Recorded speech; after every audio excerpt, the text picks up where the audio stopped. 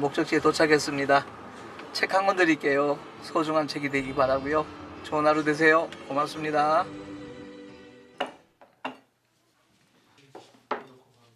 잘 지내셨죠? 아이 그럼 늘 그렇지. 참, 김 목사님. 이번에 멋지게 교회 건축하고 성도들이 몰려든다는 소문이 자자하던데 축하합니다. 성도수가 갑자기 느는 바람에 비좁아서 급하게 좀 지었더니 마음에 안 드는 구석이 있네. 앞으로 계속 손 좀 봐야 될 것 같아. 겸손도 지나치면 자만이야. 도대체 그렇게 부흥하는 비결이 뭐야? 비결은 무슨, 정답은 정해져 있는 거 아니야? 다 하나님이 하신 겁니다. 우리 교회는 언제 부흥하나? 다른 건 몰라도 월세 걱정이나 안 하고 살면 좋겠는데. 그러게 말입니다. 아니, 김 목사님은 벌써 개척교회만 3번째.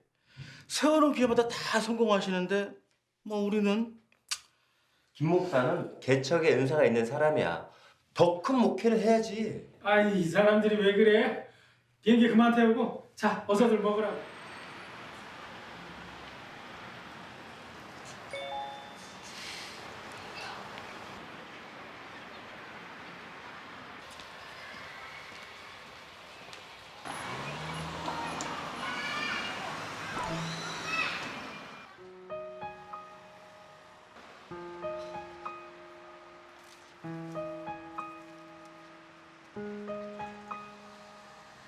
여보세요. 예, 경찰서죠? 예. 여기 노숙자가 길거리에 술취해 쓰러져 있거든요. 예, 빨리 좀 데려가세요. 지금 당장이요. 예.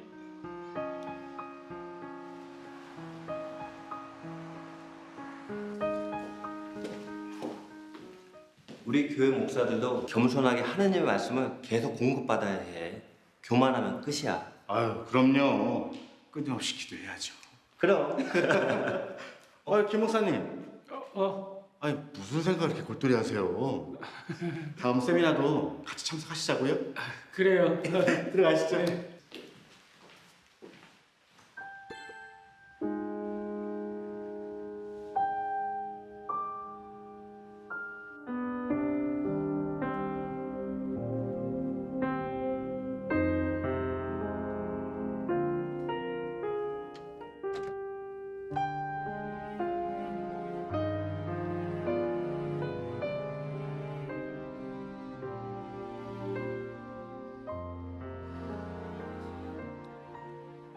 한여름에 담양에 있는 바이블 칼리지에서 일주일 동안 진행이 된 그 목회자 복음학교에 이제 참석하게 됐어요.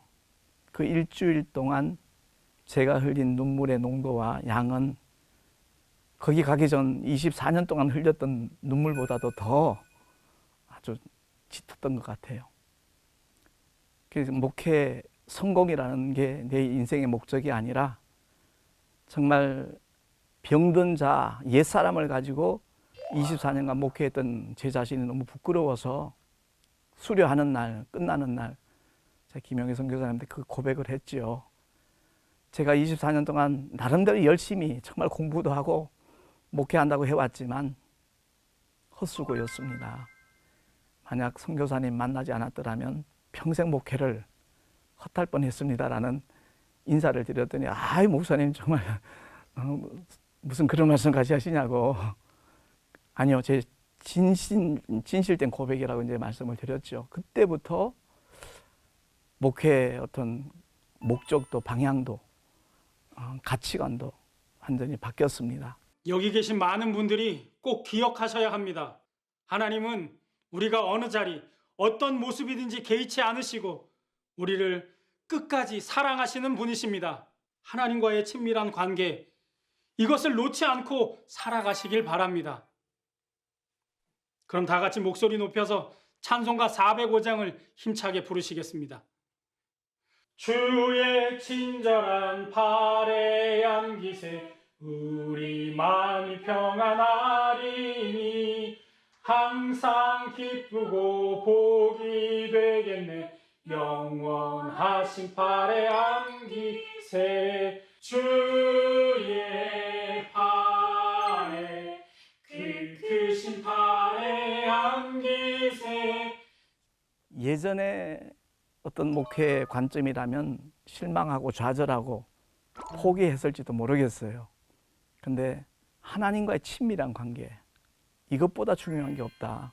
신앙의 본질, 목회의 본질. 그러니까 신앙생활이든 목회든 간에 그 주체가 병든 자, 내가 아니라 오직 성령 하나님께 온전히 위임하고 그분의 인도하심을 받는 것이 올바른 신앙생활이고 올바른 목회라는 그 깨달음을 갖고 난다면은 그런 부분에 대해서는 굉장히 자유했습니다. 내가 어떤 모양으로, 어떤 자세로, 어떤 마음가짐으로 주님께 헌신할 것인가. 그보다 더 중요한 일이 없다 생각되었기 때문에 뭐 현실적인 문제니까 어려움이 많았죠. 개척을 효성동에서 열방교를 개척한 지 2년이 될 무렵에 갖고 있던 어떤 재원이 다 소진되고 나니까 한 2개월 정도 월세가 밀렸어요. 건물 주인이 빼달라는 거예요. 비워달라는 거예요.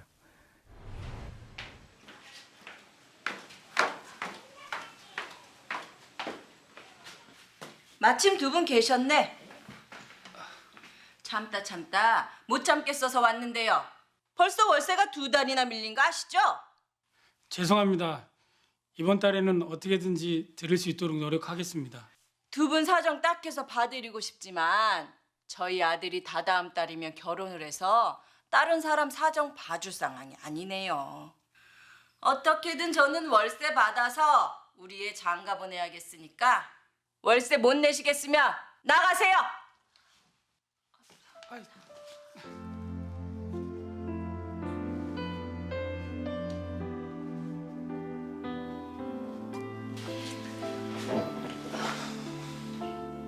여보, 어떡해요?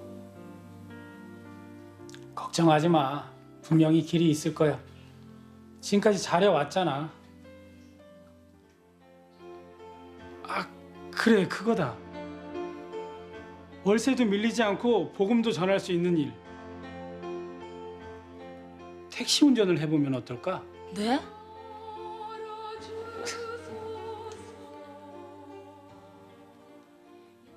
제가 그 당시에 자동차를 운전하기 시작한 지 34년째 되었고요. 제가 운전을 굉장히 즐기는 사람이에요. 또 우리 동기 목사님들은 김 목사님이 스타렉스 핸들을 잡으면 BMW가 된대요. 운전에 다른 사람들보다 좀 재주를 하나님이 주신 것 같아요. 그래도 판단력, 뭐 기능 같은 것에 대해서. 그래서 제일 접근하기가 용이했고 또 택시라고 하는 그 작은 공간이 복음을 전할 수 있는 새로운 패러다임으로 얼마든지 부각될 수 있겠다는 생각이 들었습니다. 목적지 갈 동안은 얼마든지 대화할 수 있는 공간이다 보니까. 그래서 교회 문을 닫는 것보다는 내가 택시라도 하면서 여기서 좀 목회를 계속했으면 좋겠다. 그 무렵에 그 작은 교회 살리기 연합이라고 그 목사님을 통해서 지금 제가 나눠주고 있는 전도 소책자를 알게 됐어요. 그 카페를 통해서 처음에 100건을 신청을 했더니 보내주셨더라고요. 그 후기를 쓰면 또 500건을 보내준대요. 그래서 후기를 썼더니 진짜 또 500건이 또 왔어요. 그러고 난 다음에 그 책을 발행해서 나눠주시는 국토순례전도단 그 김한수 목사님을 만나게 된 겁니다. 그래서 우리 교회 상황이 이래서 제가 택시를 한번 하고 싶은데 단순히 월세 벌기 위해서는 시작을 못 하겠다. 내 영적 자존심이 허락지 않는다. 그랬더니 아, 잘 됐대요. 왜요? 그랬더니 목사님이 택시를 시작하면 최우선적으로 이 책을 드릴 테니까 손님들에게 한 권씩 배포를 해달라고. 그게 문서선교 아니겠냐고. 그것 때문에 내가 시작한 거다 이렇게 말씀을 하셔서 그래서 2014년 1월 23일 날 시작이 된 겁니다.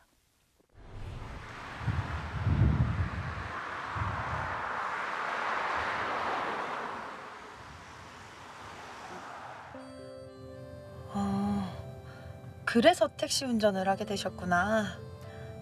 네, 그렇죠. 자, 도착했습니다. 그래요? 시간이 훌쩍 지났네요. 저도 너무 즐거운 시간이었어요. 혹시라도 시간 되시면 이 책자를 읽어보세요. 그리고 가까운 교회 꼭 다시 나가셨으면 좋겠습니다. 목사님. 이건 제 마음이에요. 앞으로 힘내시고 저처럼 교회에 대해서 오해하고 있는 사람들한테 좋은 얘기 많이 나눠주세요. 택시비만큼만 주시면 돼요. 아휴, 제 마음이에요. 목사님, 화이팅!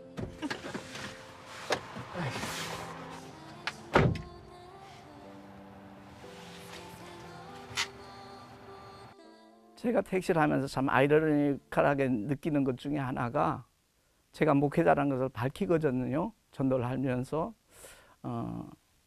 밝히면 상반된 반응이 있습니다. 권사님이나 집사님들 중에도 목사님 대단하셔요. 기도할게요. 응원할게요. 이러는 분들이 계신 반면에 아니 목사님 왜 택시를 해요? 정색을 하고요. 톤을 딱 깔고 나무래듯이 얘기하는 분들이 있어요. 그럴 때는 참 고정관념이 참 무섭다. 그런 생각을 갖게 되고요. 좀 시간적인 여유가 있을 땐 제가 설명을 하죠. 사도 바울은 천막을 만들면서 자비랑 목회하신 분이다. 그분이 전도하면서 그냥 영적인 일이니까 이것만 해야 되겠다 말씀하신 적 없고 직접 천막을 만들면서 그 굳은 일을 하면서 목회를 하셨다.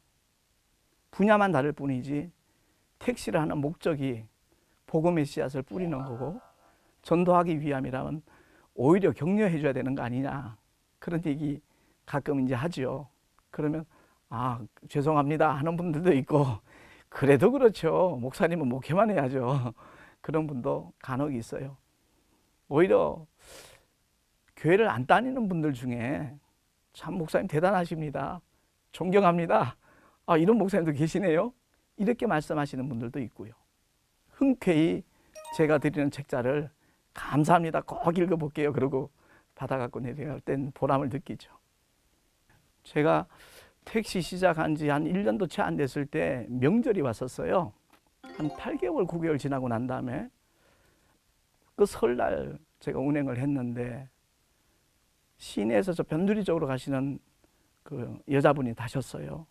한 20여 번 가는 동안에 굉장히 귀 기울여 듣더라고요. 그러면서 자기 얘기를 하는 거예요.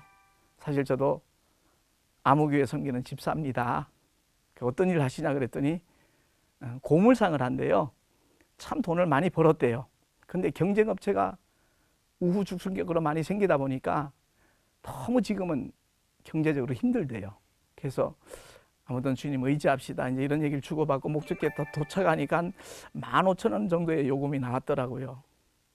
요금을 주시는데 5만 원 건 2개를 내나요? 그래서 너무 많이 주셔서 한 장만 주셔야죠. 잔돈 드릴게요. 그랬더니 아니요 목사님. 목사님 택시 선교하는데 조금이라도 힘이 됐으면 좋겠습니다. 그러고 주시고 내리셨어요. 이름을 물으니까 아니요 됐습니다. 하나님만 하시면 된다고. 그때 제가 굉장히 참 울컥했어요. 여유 있는 사람이 헌금하는 거하고 그 어려운 중에 헌금할 때는 그 느낌이 확 다르더라고요. 그분을 못 잊겠습니다. 택시 전도를 시작하고 난 다음에 조금 이렇게 비아냥거리는 얘기 하시는 분도 간혹 있어요. 택시 전도가 교회가 얼마나 부흥했냐고, 몇 명이나 늘었냐고, 이런 얘기를 들을 때 저에게 큰 위안이 되는 얘기가 다름이 아니라 그 호주 시드니의 미스터 제너, 무명의 노인 전도다. 그 유튜브를 봤었어요. 40년 동안 비가 오나 눈이 오나 10사람에게 매일 복음을 전했다는 거죠. 근데 어느 누구도 나 당신 때문에 예수 믿고 구원받았다고 말하는 사람이 없었기 때문에 마음이 참 무거웠답니다. 근데 그분이 세상을 떠나시기 한 서너 달 전에 한 기자가 찾아와서 그분의 그 전도 사역의 열매가 어떤가 거기에 대한 데이터를 다 가지고 왔더랍니다. 목회자만 200명이 넘는 걸로 제가 기억을 하고 있는데 그 유튜브 내용을 대하면서 그렇다. 사도 바울도 그렇게 말씀했듯이 나는 심었고 아볼로는 물을 주었으되 자라나게 하시는 하나님이시다. 이 말씀에 제가 굉장히 힘을 얻습니다. 그리고 우리 한국교회가 전도 그러면 부담을 가지던 이유 중에 하나가 열매까지 책임지는 것을 전도로 여깁니다. 그런데 마태복음 13장에 나오는 예수님의 그 씨 뿌리는 자의 비유를 보면요, 밭이 4종류가 나오지만 실상은 2종류거든요. 결실하는 밭하고 결실치 못하는 밭, 2밭입니다. 예수님께서 씨 뿌리는 자의 비유를 통해서 씨 뿌리는 것에 대해서 역점을 두셨지, 그러니까 모든 복음서의 결론이 제자 삼으라, 만민에게 복음을 전파라, 그 메시지거든요. 그래서 어디까지나 주님이 맡기신 사명에 대해서 우리의 영역이 어디인가, 그것을 제대로 파악만 하면 전도에 대한 부담감 떨칠 수 있을 것 같아요. 정말 열심히 전하기만 하고 그 전하고 난 다음 하나님 앞에 열매 맺을 수 있도록 하나님 역사해 달라고 기도하면 그게 올바른 신앙생활의 자세가 아니겠는가, 저는 그렇게 느끼고 있습니다. 제 건강이 허락하는 한은 계속 할 겁니다.